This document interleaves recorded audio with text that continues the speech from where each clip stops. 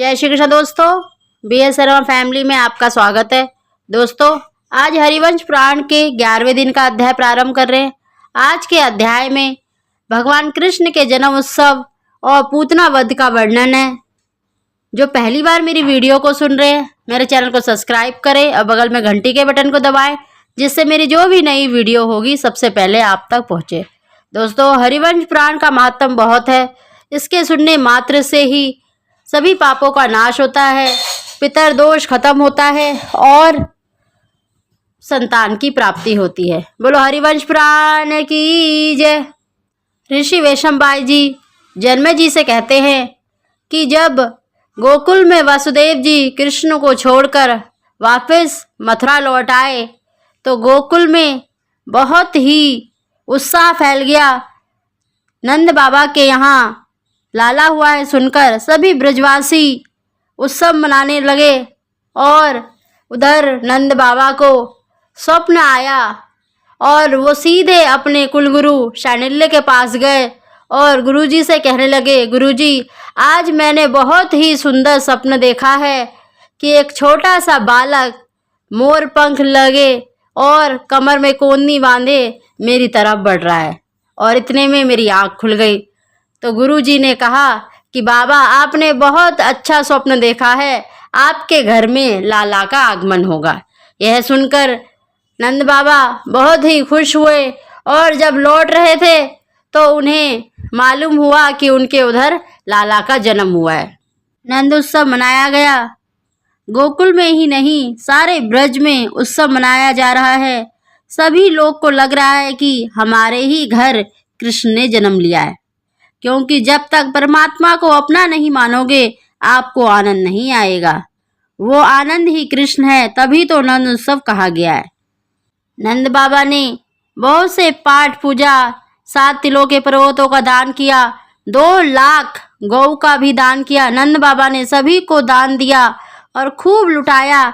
ऐसा लग रहा था जैसे लक्ष्मी ब्रज में लौट लगा रही है। नंद बाबा ने जिसने जिस वस्तु की कामना की उसी के अनुसार लुटाया। किसी ने हाथी की सवारी मांगी तो किसी ने गैया मांगी।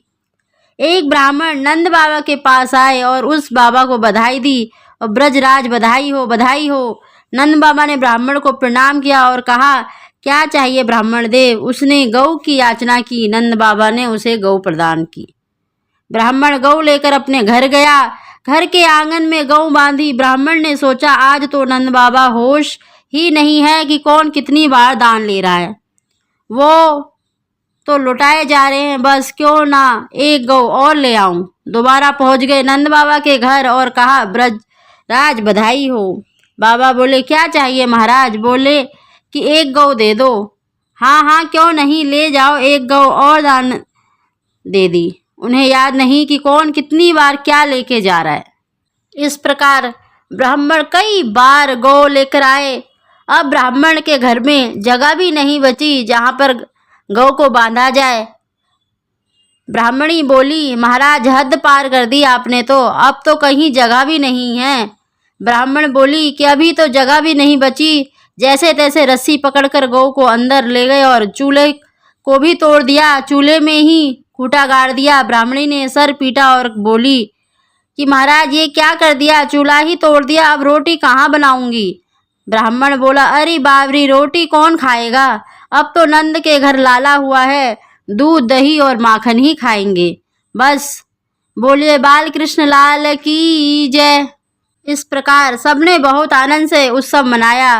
नंद बाबा उत्सव को मनाकर मथुरा गए, क्योंकि नंद बाबा प्रति वर्ष वार्षिक कर प्रदान करने के लिए मथुरा जाया करते थे।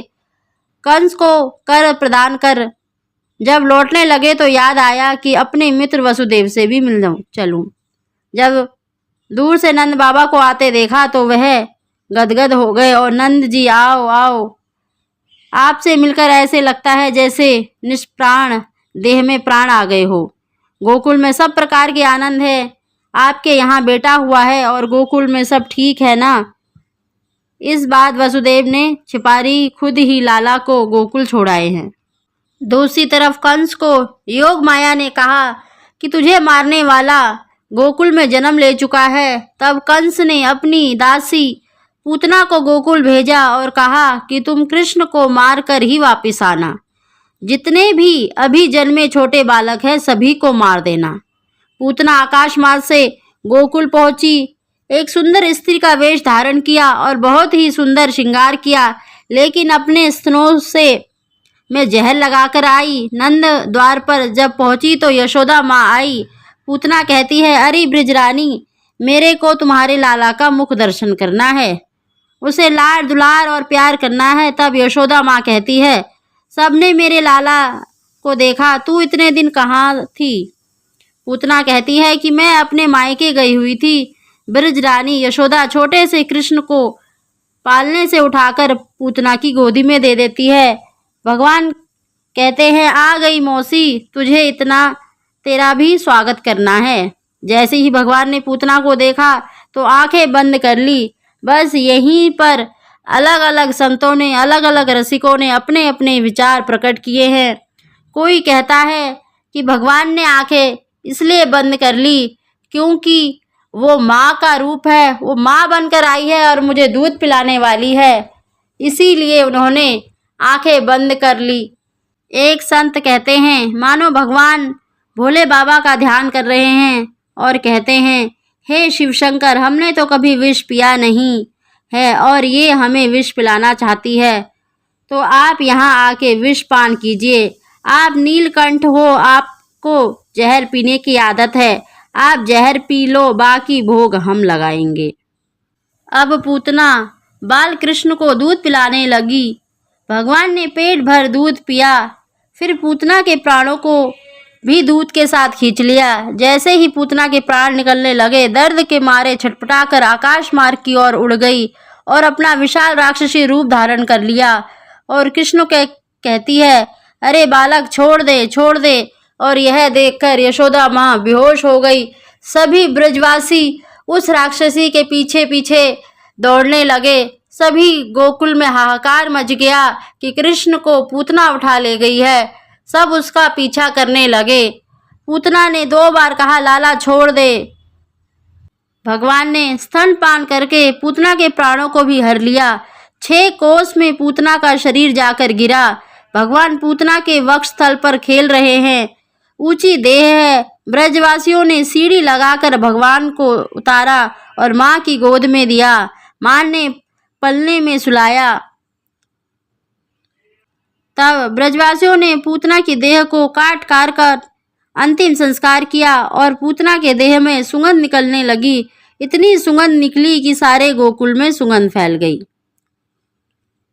तब जन्मेजय पूछते हैं कि भगवान, पूतना की देह से ये सुगंध कैसे निकली?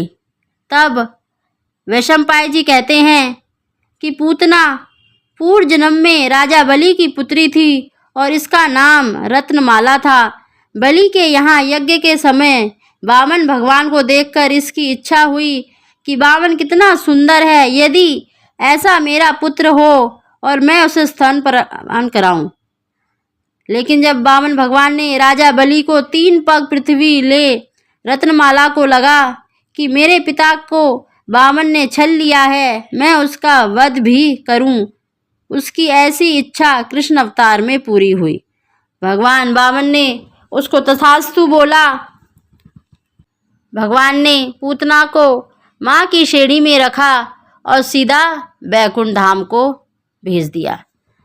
बोलो बाके बिहारी लाल की जय। दोस्तों, आज का अध्याय यहीं समाप्त होता है।